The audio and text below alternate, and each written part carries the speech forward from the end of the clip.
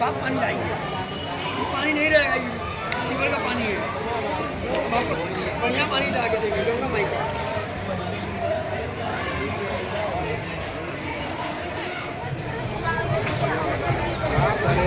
जो 8-9 बर्तन लगे हुए हैं, लाइट काटे हमसे नहीं मतलब है, 8-9 200 बोल दिया चलना है।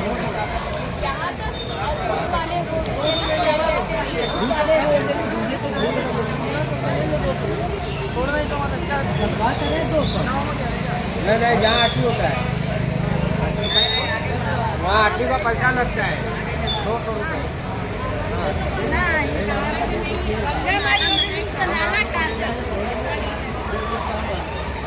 आप